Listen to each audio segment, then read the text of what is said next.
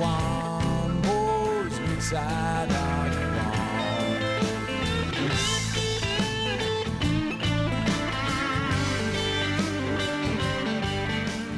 Hello, and welcome to Illinois Labor Works, a community service of CAN TV. I'm your host, Bob Bruno. Joining me is Leah and Armando Robles of the United Electrical, Radio, and Machine Workers. Welcome, folks, to our show. Thanks. Thank you. So we've gathered here today. We've just watched a wonderful documentary, Workers' Republic, celebrating a unique and perhaps transformative labor action that occurred here in Chicago, and we are in the midst of a third-year anniversary of this occupation.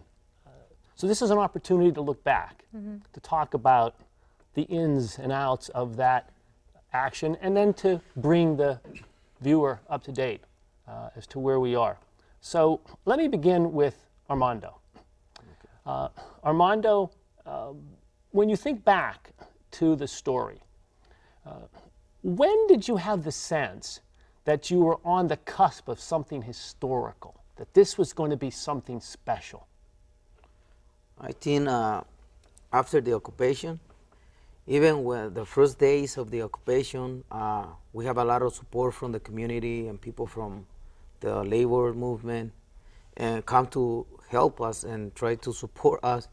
But it was kind of like in our mind, something like a strike. When the days come over and we see that all the intensity we cause with the public and see the news all over is when I realize and see it's not a simple strike, it's something bigger.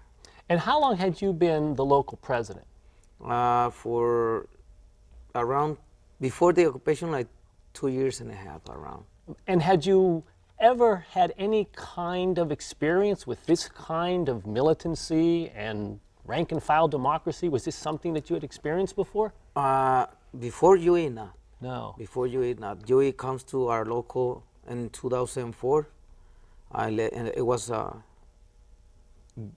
11/10. The month 11 and the day 10. 11/10. That's November why, 2000. There you go. That's why we November put 10th. 11/10 to our local. Okay. So since that moment, we start getting our knowledge how to defend ourselves, file a grievance, negotiate our own contracts, and defend ourselves with the support of the national and regional union leadership, who's teaching us how to defend ourselves. Because the local had been, workers had been represented by a different union for a period of time Before the UE came to genuinely represent the people there.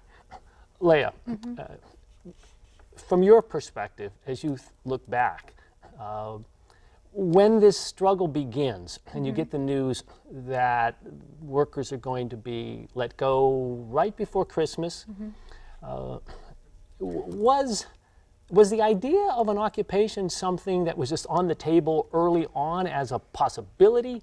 What's the genesis of this, that idea? Of this idea?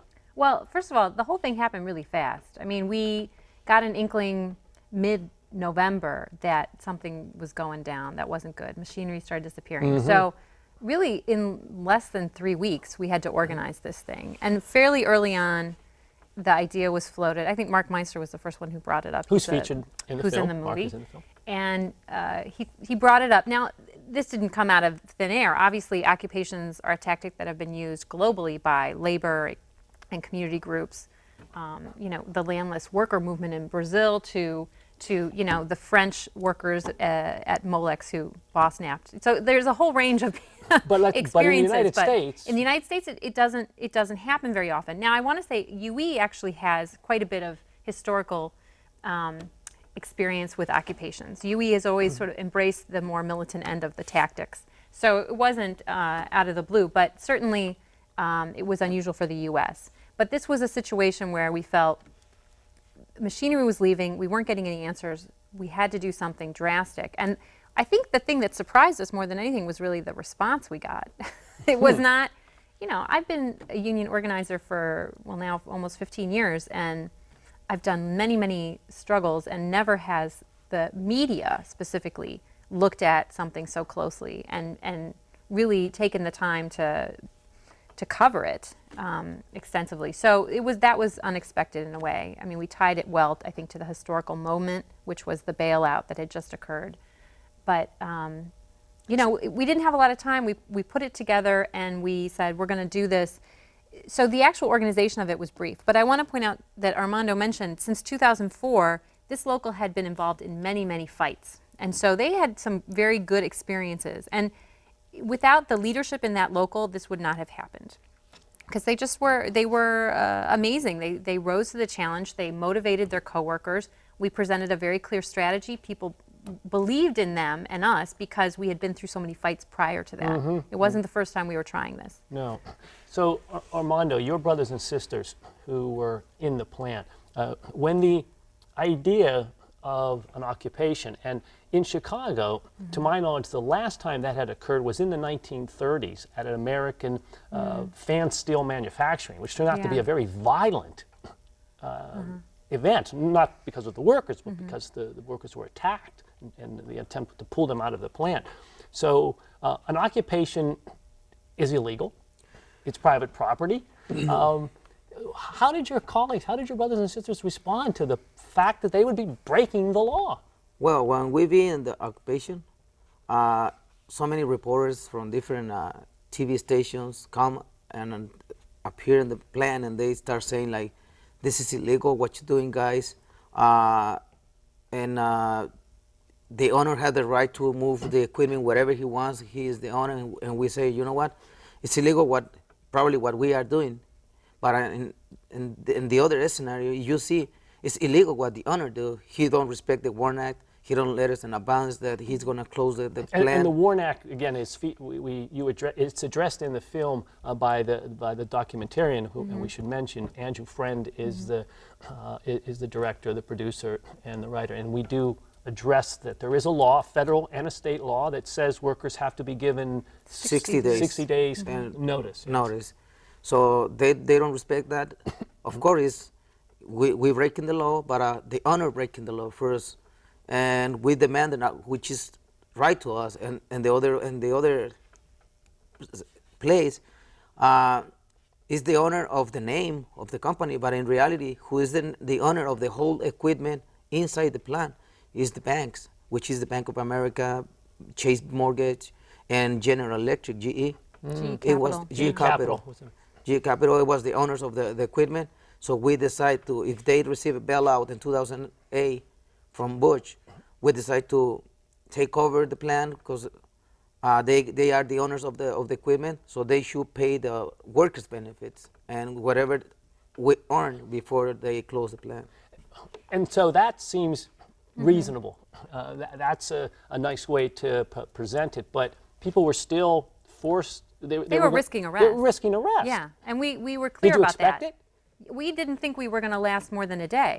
We thought we would be arrested. Yeah.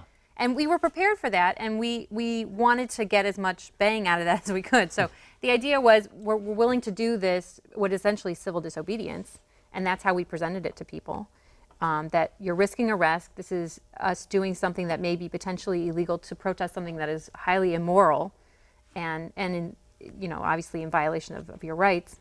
And so those who are prepared to get arrested should stay.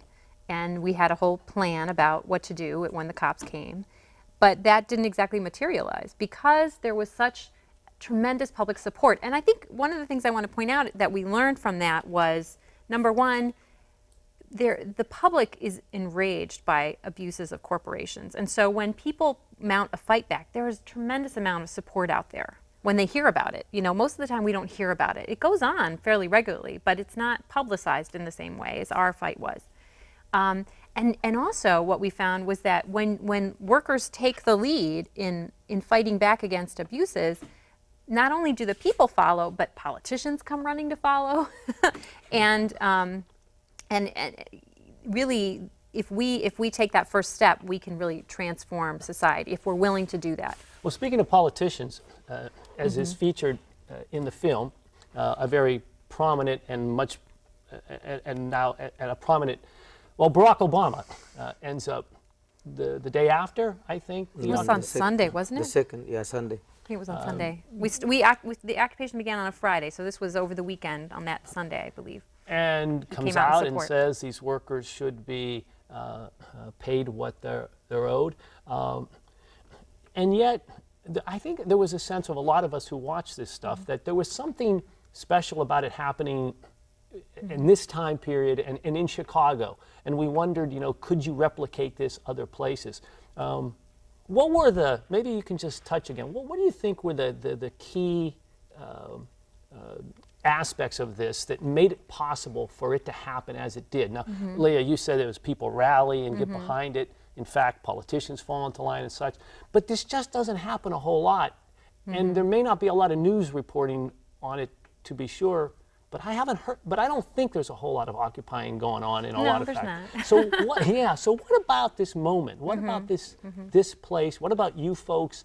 Could another union have done it? Is there something special about the UE's way of building a relationship with with workers? I think that would be interesting to hear. Well, do you want to answer that, or should I? I think more than if it's the UE do it or any other any other union do it, anyone could do it.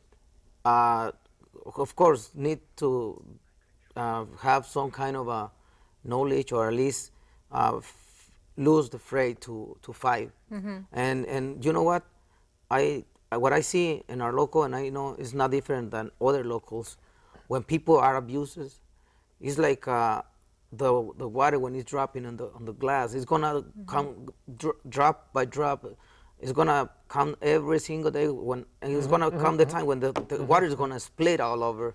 So it's that what all the abuses make the people getting angry and anger each time and to explode and make. So that threshold had been reached with these workers. Enough was enough. Yes. I absolutely agree. I think any union could do this. But here's what made it possible for UE to do it. Number one, we had spent the time building the leadership in that local. The leadership had gained a lot of skill and knowledge. People had been through fights before, which is something that, hopefully most unions do, but UE was really committed to that. We had built relationships with other unions, with community groups, with the immigrant rights movement, with important coalitions in the city like Jobs with Justice, Interfaith Worker Justice. So when we needed to, and not to mention we had allies in the city council. Rick Munoz was really important, and then when we reached out to Luis Gutierrez, he also came through. So we had built relationships over time, and we called on those relationships when the moment was right, and folks rallied because they saw this as their fight, not just a UE fight. And so I think anybody could do it. You just gotta practice fighting, and you gotta build relationships with the rest of the movement and start acting like a movement when the moment comes. So you got support. There was community support. There was other labor support.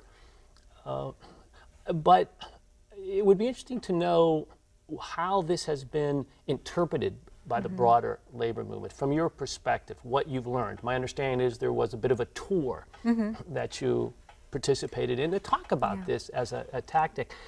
From your perspective, what has the broader labor movement learned from this? How have they responded to this? Do they see you as just the UE, and because the UE is still an independent international union, it's not part of the AFL-CIO or Change to Win, and there's an historical precedent and reasons for that. So I'd be curious. Okay. Well, first of all, I think overall the labor movement was really excited and thrilled, and people came out in droves. Rank and file members as well as elected leaders in pretty much almost every union in Chicago. People came as far away as Detroit and Ohio to just be there because people were inspired by this. So the overwhelming response was excitement. And I think in many cases it inspired people. I know that the auto workers felt a particular amount of pride because it was part of their history. The sit-down strikes in Flint particularly sort of launched the modern day 1936, 1937, yes. So they felt a lot of pride, and they were really happy that we were doing it. I guess there's a difference between being really excited by it and then being able to replicate it. And it didn't quite translate that way. But I feel like now now, after what happened in Madison, Wisconsin, the occupation of the state capitol when the Republican government tried to repeal collective bargaining rights, or succeeded in doing it eventually. But that action, and now the Occupy Wall Street movement, I feel like it's becoming more and more mainstream, this tactic. And I like to think that we helped push that out there as a way to fight back against the abuse of global corporations. But it's taken some time to catch on, and hopefully more unions are going to find ways to potentially do this in the workplace. Armando, did you? Well, in the tour we have after the occupation in 2009, we have that tour, and I've been around like 7 states in the East Coast and like 2 on the West Coast. On the West Coast. And our main idea was like go to these states with the leaders from unions and worker centers, and even talk to the workers. And we find out so many different diversity of people. And 2 things in particular comes to my mind. It was the workers on Rhode Island. They made fake jewelry. Jewelry? Fake jewelry? Jewelry, yeah, for like cosmetic jewelry? Cosmetic. Yeah. It's called the Colibri Corporation. Colibri. And after 3 months, they closed the company. They closed the company. After 3 months, when the company closed, when we've been there, it was 80 people in a church waiting for us. We talked, we passed a short video. We explained our situation, how we did it, and they was really, really exciting to occupy.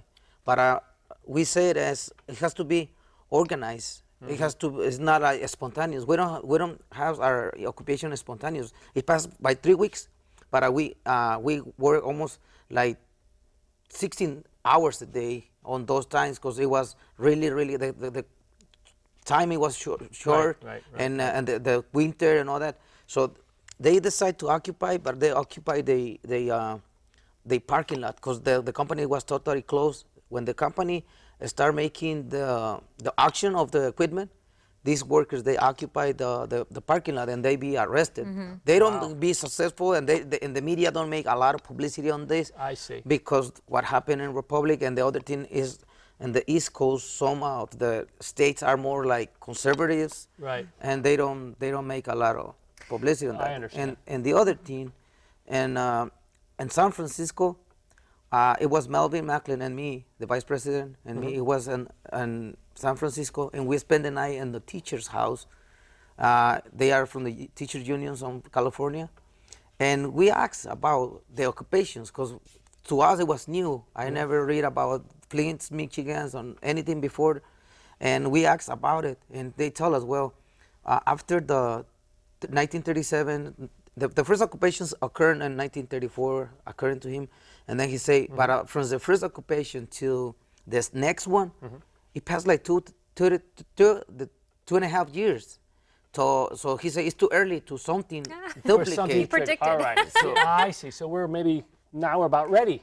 I will point out something else, and this is something that a lot of people who are non-union don't know, but obviously to pull off an action like this in a workplace requires a basic level of organization, a union in most cases. Although the folks at Colibri attempted this action with the support of a worker center, they weren't unionized. But it's difficult to do if you don't have a union or some sort of organization in your workplace. And only 7% of the private sector in the United States has a union. And so if you imagine all these incidences of people who want to rebel and fight back and do something, it's really hard when you're not organized. So, the length of time that it's taking for people maybe to catch on and use this as a tactic is it's part of the factor of having low unionization rates in the U.S. So the film covers a lot of ground, but it's bounded by roughly an hour, and you have to make certain editing decisions as to what gets in and what doesn't get in. Are there parts of this story that are important to you, to your memory, to what you take from it, and that are good learning moments that were not in the film, or are there parts that you'd like to speak to that maybe were briefly touched on in the film, or do you have a sense that the film stands as a pretty precise account. I just think there's probably backstories that would be Oh, yeah. interesting that didn't make the film that would be worth addressing. Armando, is there something or? Well, it's a lot of things, a lot of memories. The most thing is like people from outside, they come and suggest us to run the factory and not just occupy it, but run it. run it. Oh, so that is interesting. No, you didn't do that. It was interesting. I mean, that was something that we had a hard time. I mean, we were in the middle of an occupation, and suddenly we realized, well, not only are we going to probably get our demands met, but now we can start thinking about how do we save these jobs. So that was a discussion that we had that, you know, I think Andrew did a great job. He captured exactly what happened. He did a wonderful job in portraying the story. There's always a little bit more. And so we're trying to archive that, and I'm trying to write about it. And in fact, you're trying to write about I'm it. I'm trying to write about it. So, but I think there was a lot of stuff that happened. Things that happened inside, just personal stories of how families were transformed. Children, there were a lot of kids hanging out during the occupation. So roughly what percentage, how many people at the peak did you have inside? I don't know, 250? Well, with the company, they told us at the beginning they're going to allow to stay people 50 and inside. But after December 5th, 2008, after 5 o'clock, the company was totally of the workers. The management disappeared completely. So the workers decide how many people were going to be inside, and the majority of the time we've been like 250 people. 3 shifts, people going home, take a bath, and come back. I go my house. I just lay down in my bed, and then like 2 hours later, I stand up, and my wife say, "Where you going?" I have to be there. So it was hard to not be there. It was hard not to be there. It was. Yes. It seemed that way in the community too. Yeah. That people wanted to. Oh yeah. To be there. So the media shows up in droves. You're part of Michael Moore's film. He has a piece in there. What do you think most attracted? I mean, nobody was getting beat up. There was no violence. It was very peaceful. The media came and they came and they came and they came. Was it just because it was so unique, because it was different?